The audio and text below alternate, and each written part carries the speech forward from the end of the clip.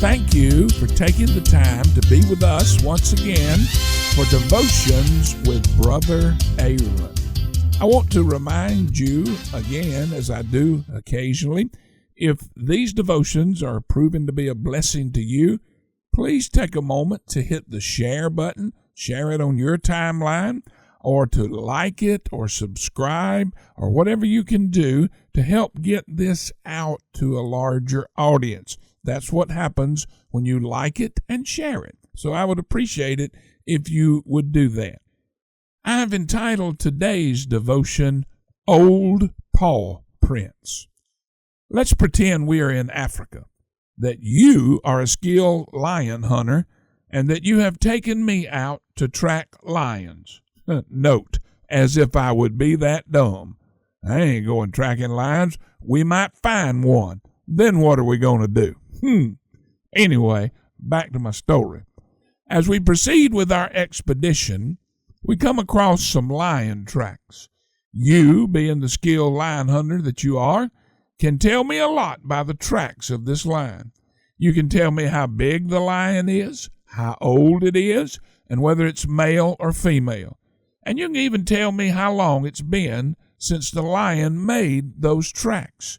Yes, we'll probably get really excited about what you were able to glean and deduce from the lion tracks that we saw. However, there's a vast difference in studying the tracks of a lion and looking into the eyes of a lion. Looking into the eyes of a lion reveals a lot about the lion, and it also reveals a lot about the person doing the looking. Here's my point. All too often, we Christians get excited about old biblical truths, or tracks, if you will, that we have discovered that tell us where God has been. However, we get so excited about discovering where God has been that we fail to realize that He is among us now. Sadly, our Christian walk is focused on what God has done in our past, not on what He is doing in our present or will do in our future. Now, please don't misunderstand me and think that I'm opposed to studying the Bible. The Lord knows I am not. However, when Jesus made His triumphant entry into Jerusalem riding on a donkey, the scribes and Pharisees missed the blessed event because they were inside the temple studying the old paw prints, if you will, of the law. They were diligently praying for and waiting on a Messiah to come. However, when Messiah came, they were so engrossed in the study of the old paw prints of the law that they missed Him, even though He passed right by them. Saul, or Paul, was headed down the Damascus road, tracking the old paw prints of the law, when those paw prints led him to a face-to-face confrontation with the Lion of the tribe of Judah. His life would never be the same. This present tense encounter with Jesus that Saul or Paul experienced produced a life change in him that the old paw prints of the law could never produce. Listen as I say that again. This present tense encounter with Jesus that Saul or Paul experienced produced a life change in him that the old paw prints of the law could never produce. I wonder how many people today are not living a victorious Christian life because they're hung up tracking the old paw prints of the past.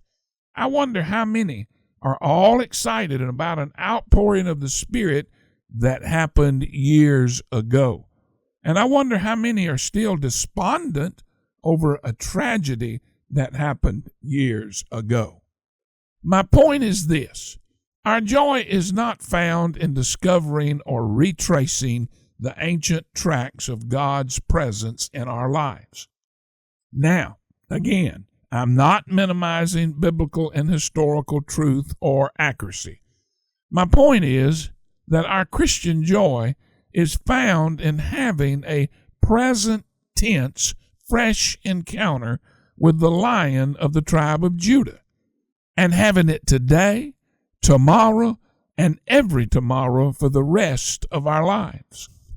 Lamentations 3:21 through 23 says it this way: "This I recall to my mind, therefore have I hope. It is of the Lord's mercies that we are not consumed, because his compassions fail not. They are new," "every morning. Great is thy faithfulness." I encourage you today to stop getting excited over the old paw prints of your Christian experience and start seeking a fresh encounter with the Lion of the tribe of Judah who made those prints. As I close this devotion, I'm thinking about a television commercial that used to air featuring Bambi as a young fawn.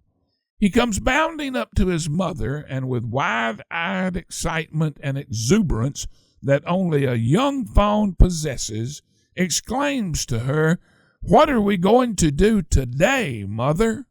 Note, he wasn't concerned about what they did yesterday. His concern was to make the most of today and experience as much joy as he could. As children of God, are our yesteryears important? Most assuredly, of course they are. But they are not as important as today. The question is, what are you going to do today? Lord, I pray you would help us realize that today is the only measure of time over which we wield any influence.